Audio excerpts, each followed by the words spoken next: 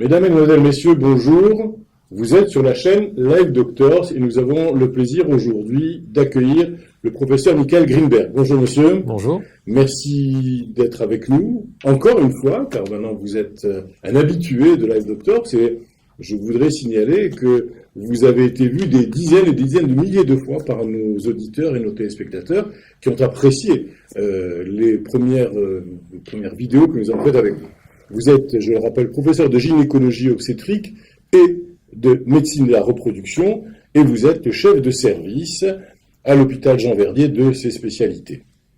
Aujourd'hui, nous allons parler de l'infertilité masculine et féminine. Alors, d'abord, une définition de l'infertilité.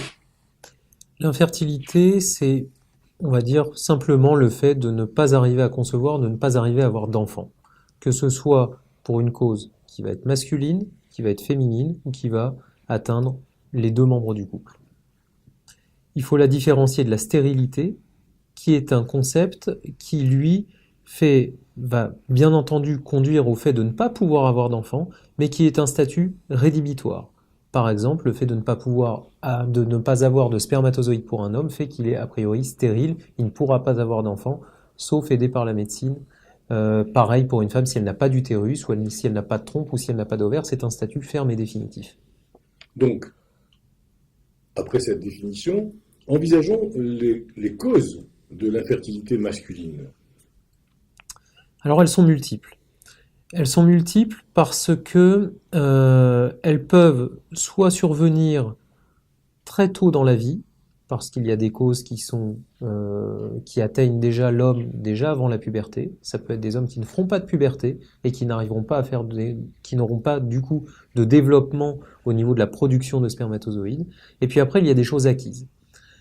Globalement, l'immense majorité des couples qu'on peut recevoir en consultation sont des hommes qui ont une fonction sexuelle tout à fait normale, qui ne se savent pas infertiles et qui, à la faveur du fait de se retrouver avec leur compagne dans l'impossibilité d'avoir des enfants, vont consulter, vont réaliser un spermogramme qui va mettre en évidence différentes anomalies. Soit des anomalies extrêmement sévères, qui pourront conduire par exemple au fait de ne pas avoir du tout de spermatozoïdes dans l'éjaculat, donc c'est ce qu'on appelle de l'azoospermie, et là il y a des causes qui vont être des causes génétiques, il y a des causes qui sont des causes acquises type infection, type obstruction, pour des raisons diverses et variées.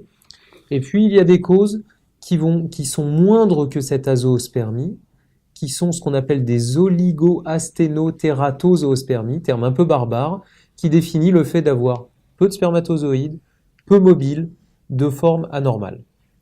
Et donc c'est la différence entre l'homme azoosperme qui est a priori stérile, qui ne peut pas avoir d'enfant, sauf on le verra après avec des traitements, ou l'homme qui a ce qu'on appelle une oligoasténotératoszoospermie, qui lui a une atteinte qui n'est pas ferme et définitive et qui pourrait avoir des enfants naturellement, mais qui pour des raisons parfois inconnues n'arrive pas à en avoir, et de temps en temps ces hommes-là sont capables quand même de concevoir tout à fait naturellement.